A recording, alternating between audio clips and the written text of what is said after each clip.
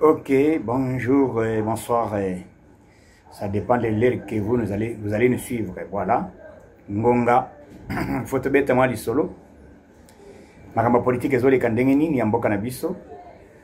Nzambe ya Congo azako batela biso puisque Fachi Beton il est toujours en bonne santé. Nzambe azali kopesa bon moyi mulai. Paul Kagame que vous voyez aujourd'hui, vous ne le verrez plus jamais. Kagame azali komimona kola roi. Kagame azali komimona le cola, donc voilà. Mais sauf nous, biso tozali ko souhaiter lui à montuté, hein. Biso tozali ko souhaiter lui à montuté. Pourquoi la guerre aujourd'hui entre Ukraine et Iran? Qui ont vendu l'uranium? C'était le régime de M. Hippolyte Kanambe, entre lui et Moïse Katumbi. Aujourd'hui, il se précipite pour aller aux États-Unis signer encore l'accord et déranger ce qu'on a déjà fait avec l'Amérique et la RDC. Donc, bateau, basala, que les guerres à Israël, entre Israël et Iran, et ça par rapport à l'uranium, où ils ont interdit que les pays où on a été, pays d'asiatique, les pays où on a minéré, où on a uranium. Bato bateka yango eza Hippolyte Kanambe na régime na période de monsieur Moïse Katumbi azalaki gouverneur. Donc lelo to komi na guerre ezako continuer. Lelo yo Israël azali ko bunda. Mais si aujourd'hui que Kabila Kimi, qu'est-ce qui se passe? On va savoir peut-être pourquoi il a fui. Puisqu'il y a un message fort. Où il a tiré bien une vidéo que Amérique a sakanate. Amérique a sakanate azali prêt. Il y a ça partout les moyens avant que signature y a biso entre signature y a paix entre RDC Rwanda et États-Unis d'Amérique na RDC. Avant toute chose, il faut pas retirer à l'immédiat. Donc cela veut dire l'élo lesseuse. L'élo lesseuse. Ce qui est à théâtre. Vous voyez, bâté. Normalement, Paul Kagame, il est hospitalisé. Il est hospitalisé entre Londres et Allemagne. Tomoni, son premier ministre, qui était allé faire la cérémonie officielle aujourd'hui et représenter Paul Kagame na ba militaire au Bazaki Kosala Basari une année, mais ezali premier ministre comme on a ezali Edouard Nirat, donc ezali premier ministre rwandais. C'est lui qui assume l'intérim maintenant, intérimaire. Ezaya une année, ezaya 2 mois, ezaya une semaine. Ou bien ezali échappatoire et pas Paul Kagame azali kokima tokoyeba yango puisque tozomona ngonge komi o bazobenga bato la pa bamana pele Paul Kagame tant banda ko yebisa kete Fachi azama sana yote Paul Kagame ayokate et c'est quoi malin avec mona qui azali homme fort donc les lots tozomona qui est intérimaire puisque Paul Kagame a reçu le message. Il y a Conseil de sécurité. Conseil de sécurité est voté et résolution. Il y a application où vous allez à l'immédiat. Bas militaire, où vous allez à l'Est, bas quitter à l'immédiat. Maintenant, qu'est-ce que Kabila et Kagame, où vous allez fabriquer? Les lots Kabila commis à Kiko Sala, et l'eau qu'on a bengango armé, moko est commis à l'obiango est commis service à sécurité. Il y a gardiennage. Donc gardiennage, yango, pose au sale gardiennage, il faut à Mikanda, où les alliés copés sont d'Ingissa. Mikanda, on est toujours dans le ministère de l'Intérieur. Or, ce n'est pas le cas aujourd'hui avec Hippolyte Kanambe. Ce n'est pas le cas aujourd'hui avec Hippolyte Kanambe. Donc, l'isolé commis comme moto. Moto volcan. Qui vivra verra. Donc, situation Yambo Kanabiso est allée sous contrôle. Bomoni œuvre président qui est au Sala na Katia Loalaba. Donc construction est presque partout dans la province Signos. Donc Congo est chantier. Congo ezali chantier mais ça les ali kosalama de gauche à droite presque partout nako lobela na bande ko boye oyo bazali peut-être ko s'attaquer na directeur à cabinet na likambo songolo pakala avant ya koloba directeur à cabinet il agit au nom de la présidence de la République. Cela veut dire ce qui va payer indingisate il ne peut jamais signer les documents sans avoir le président. Donc tous en moi réserve na côté wana tous en réserve ma case avant qu'on bimisa ba sorti puisque Moutouana Zali, directeur à cabinet à chef de l'État. Où le président Zali copé ça ba dossier, avec copé ça ba injection, salaboy. Donc il faut tous en réserve avant qu'on bimisa makambo Zali ko condamner directeur à cabinet. Tous en réserve na côté wana. Et puis na moni bato bazali ko accuser Nicolas Kazadi. Les lois qui sont en assemblée, bon moni ba député. Ba keyi ba pesi ba dossier ya Nicolas Kazadi.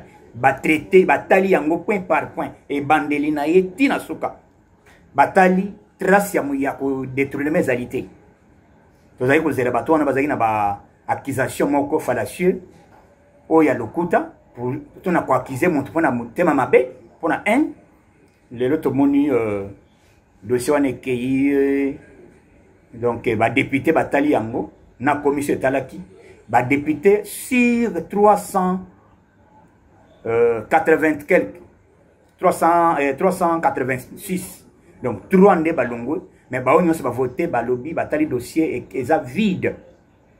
Je ne pense pas que mon soka linga corrompre 300 quelques députés ko corrompre à combien na dossier Nicolas Kazadi ba clôturer yango to lingi to yeba pe to moni sorti ya président assemblée Vital Kamerhe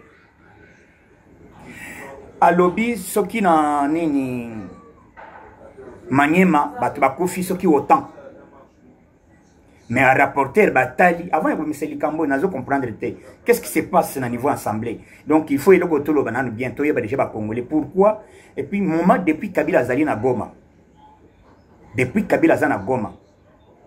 pourquoi Vital Kamerhe a lobité qu'est-ce qui se passe puisque il fallait condamner les Camerounais à Kabila. Donc ils en a nuance. Bazaba tumoko bazali na nzela moko. Donc il y a quelque chose bazali peut-être ko boutiquer pour basala yango. Donc peut-être surprise moko bazali ko zelis. Mais biso boye ba déjà que président na biso na armée na biso puisque bokotaki na dossier wana boyaki ezala qui par erreur ezala qui peut-être na bateau bazali bakite qui pourquoi bazali na ba militaire bazali kuna na nani na front boye bango que militaire azakona puisque azako kengela mabele mbongo et koki ko somba koki bako peso même 1 milliard mais ce ko lingi mabele na yote ko teka mabele tubozala na système lokola ba wazalendo coup de chapeau na wazalendo na territoire ya Kabari frappe à liboma tout le monde ça za ba nyangalakata ba bandi déjà ko requérir ba bandi déjà ko kende au moni biseye mais toza donc toza na information moko toza na ngona minute moyen to confirmer bino que Paul Kagame a kofi boy za bango kaka pour tout moni déjà les lots monto qui représenter les premier ministre peut prêter serment à le bingai premier ministre na ndimi pour na sala boy na Rwanda. Est-ce que Paul Kagame a envie homme fort ya makasi sans que aya koloba intérimaire bazu mais Paul Kagame nanu bakondi ete. Donc on a histoire moko beaucoup mona yango ce que ça théâtre puisque les diplomatie est coincé Paul Kagame. En passant Paul Kagame a un cancer il y a cerveau. Cancer à cerveau en tout cas ils a passé pour na monto abika yango. Ata oza ko vivre na bongo boni mais je ne pense pas que ba ko mesa bongo nyonso ana bacha ya moto mususu je ne sais pas. Na cancer à cerveau. Donc ndé maladie Paul Kagame azakana. Maladie wana. Donc bateau bazali ko peut-être comme on a le blague diplomatie même Mzamba Congo alingi te ke mboka na eza l'agressé bato bakofi pe mingi makile tangi mingi na mboka na biso. Donc il fallait déjà ici là pour kofa ya ba congolais il fallait mbala oyo to chango penza point puisque Facha a déterminé avec les Américains. on attendait que Trump vienne au pouvoir, puisqu'on vous disait que Trump, il s'appelle Mana Matete. Donc, Congolais, nyons, bisikabo nyons bozali, l'histoire za kolega na minute que Kabila, avant que Monisco quitta, tout la mouissa zaza. Donc, Bamagambo n'a pas sabino que avion ezali déjà au Kiti, et Zama sécurité. Et Kiti, puisqu'il faut quitter na Kisangani, il faut le renforcer. Et puis, une minute, l'armée ezali déjà organisée. Déjà organisé. Kagame, Kabila a dit qu'il faut attaquer. Il a dit prêt à attaquer Nini, à attaquer Ovira. Kabila na Kagame babebani. Babebani dengeni puisque Kabila pesa ki mbongo. Mbongo a pesa ki. Il a dit que Batonga, donc, va former les militaires. Parce qu'on a mbongo, on a pesa ki, il a dit 100 millions. 100 millions de dollars. Kabila Tali na 6 000 hommes Kabila après cela Gimbongo Kagama yebse que teote kaka ba akebo la seba nani wa nde ba transformer ba changer méthode tango pression izolika nde ba changer ba lo bakete ezali le sezolika na est ce n'est pas le M23 Kabila a changé M23 et comme gardiennage soki li seulement baza ko sala donc bitumbe kopera soki le guerre comme dans monde soki Iran na Israël a commis comme ça la Israël à cause de Kabila na Katumbi o batekaki mineke donc yango bakimi donc Kabila Kagame a tali que soki bakena Amérique bazo signer signature et puis na minute Amérique a changé jeu États-Unis a changé jeu a lobby boya te accord et ko signer mete ko pas président banani ba ko signer accord ezali ba ministre affaires étrangères kaka ndenge bozao donc to aussi là devant le secrétaire d'État américain. Bon signé un protocole d'accord. Donc, Sili. Ma soeur est aussi là. Et là, tu es le président, donc, pourquoi? Puisque, sauf imprévu, si Kagame n'est pas là, donc, c'est lui qui va engager la République, c'est le ministre des Affaires étrangères. Ou soit Kagame azali kolinga ko échapper ko kende ko force na yeli kolo côté mususu aya ko sala ba surprise et puis nous sommes prêts à répondre à toute éventualité. La RDC maintenant avec l'Amérique, nous sommes prêts à ko frapper. Donc coup de chapeau na Jean-Pierre Mbemba chairman o ya bimisi mutakala ya identité ya Hippolyte Kanamba Kazembeli. Donc après Jean-Pierre Bemba ezali Willy Michik, ancien ministre, hein? Il y a énergie. Ou à Zaleki ko bimisa mbongo. Donc mbongo wana ezaki système mutazaki ko gérer mbongo ezalaki monsieur le tout puissant il y a ba pesa ki kuna nani et pas Kabila. Hein? Il peut être Kanam. Hein? Mbongo ezaki toujours na maboko ya Kabila na batunayi. Bon, ezaki na maboko ya Kabila.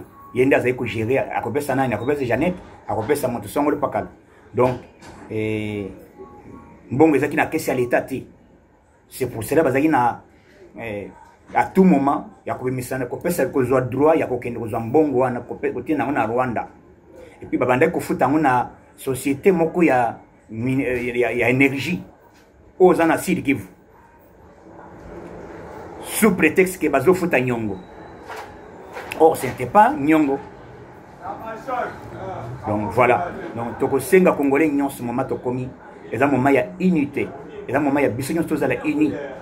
Comme un seul homme, on a retombé Kolo Nabiso. Donc, mon Toko Sabinote, Toko Tchèle, bien image, bon, comment président, il y a Israël, a été consolé, Congolais Moko, où il y a eu Massas, Nakati, il y a Mboka, il y a Israël.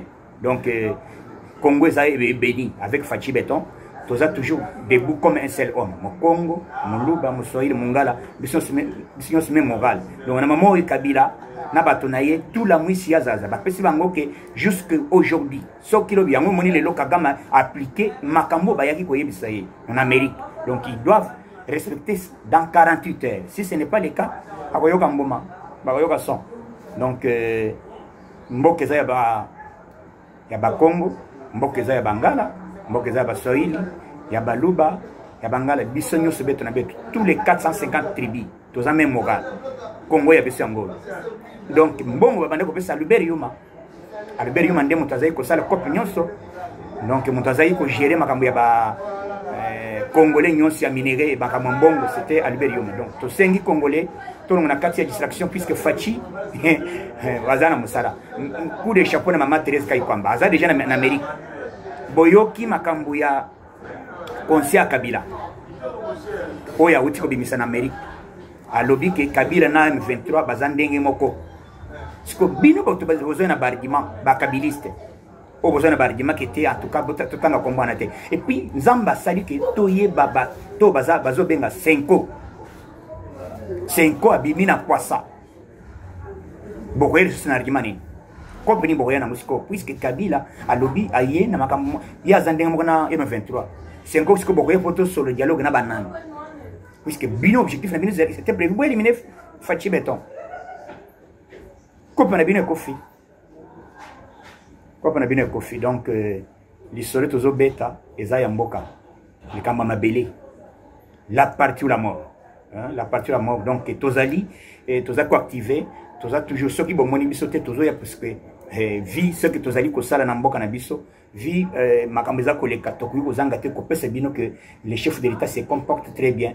À Zongi déjà, le mois qu'il est là-bas, il est ici à Kinshasa. Donc il se prépare comment d'ici, bah, lobby bien accord il y a États-Unis, Amérique, et qu'on signe d'ici là. Na Rwanda d'ici là. Donc avant juillet. Ce que Salamité ça veut dire que ça la sans Kagame. Oyoki Magamuneza. Voilà pourquoi Magamboyo, cette histoire nous concerne. Donc, Banamboka Nyons, tous les bino mbote, tous toujours moulende. Les Ouazaliens ne faut pas reculer. Nous sommes ensemble. Les FARDC, nous sommes même moral. Donc, basa les systèmes et awa bato balinga baban ko terroriser population. Bakangi oyo bato bazaki ko sala bakinaper. O bakendaki pa bakol, babomaye o bakendaki na bato bisika mususu bakangi ba type 1 atangi pe général wana. Donc, général on a pu délai jusqu'à aujourd'hui. Ce cas est l'obité, parce que le mandat d'amener Bakozala Ozari. Dossier constant, qu'est-ce qui se passe? Pourquoi précipitation? Pourquoi? Naba vidéo bientôt. Donc, que le bon Dieu vous bénisse. Nous vous disons bye bye. Merci. Et toko étendre peine de mort, même à l'endroit, il y a des détourneurs, mi-biambongo à l'État. Au Ibimbongo à l'État, yo père Rosala condamné à mort pour na Rosala exécuté. Fini la récréation. Le présidentiel est vacant, personne ne veut en parler. Et je vais vous dire pourquoi. Ça, je peux faire rapidement une parenthèse. Tout le monde sait qu'il est malade et qu'il est allé se soigner à l'étranger. Donc ça, ce n'est un secret de polichinelle. C'est pas sûr. Je ne sais pas comment vous l'avez su, mais le gouvernement rwandais, ou ce qui reste du gouvernement rwandais, veut faire croire à tout le monde qu'il n'y a aucun problème. Moi, je vais vous raconter pourquoi je vous dis actuellement que le président Kagame n'est plus. N'est plus? N'est plus. Vous affirmez? J'affirme et je réaffirme qu'il n'est plus. Il n'a qu'à ressusciter pour venir nous contredire ici, ce qu'on avait demandé d'ailleurs. Monsieur l'abbé, avant que vous n'entrez dans les détails, vous êtes un homme de Dieu, vous le savez. Ouais. Et vous êtes l'un des principaux opposants et sans doute l'un des mieux placés pour l'avenir à occuper les fonctions suprêmes au Rwanda. Donc en avançant ces propos, vous jouez totalement votre crédibilité. Je sais, vous êtes au fait. Je suis conscient. De l'État d'Israël. C'est la première lady. Je suis la femme, oui. Ah, you're his friend? Mikela Congo. Congo DRC? DRC. Kinshasa. Kinshasa, quand? תאילנד, מסעדה בתאילנד. ואתם גרים אבל בבת ים. אני בחולון, הוא גר בבת ים. Je connais le président Félix Tshisekedi. פליקס, il était ici là, papa. הוא היה פה. נכון. שנתיים שעבר. נכון? כן, הוא היה אצלנו. ראינו הכל, כן. נכון, נכון. ואיך ידעת הוא צלצל אליך? אלה בשעה אחרי משהו קרה, הוא היה כבר באמבולנס. הוא אמר לי, אני הולך לבית החולים, וקרה ככה, וראינו כולו בטלוויזיה, השידור בטלוויזיה. אבל הוא בבית חולים ואיך הוא הגיע לאמבולנס? Vous êtes téléphoné Non, non, il y avait beaucoup de gens. Quand היו הרבה אנשים. Comment ça s'est fondé? Il y avait beaucoup de gens. היו הרבה אנשים והם פינו. Directement emmenés dans l'ambulance. Où est votre famille dans le Kinshasa? Oui, je suis seul ici. Ma va femme pour et le les bac. enfants sont au Congo. Mais ils savent que vous êtes ici? Oui, oui, ils savent ça. Je n'aime pas vraiment leur parler. J'ai dit à mon frère de les informer, mais pas de leur dire tout, parce que ce sont des jeunes filles. Une maman avec 3 filles, c'est peut tout dire. Je lui ai expliqué de Mais leur... c'était un excellent hôpital. C'est le directeur général de l'hôpital. Le professeur. C'est le professeur. כן. כמה זמן הוא יהיה פה? כמה זמן הוא צריך להיות? הם יחליטו. יחליטו מתי. איך אומרים בהצלחה? בון גריזון. Merci.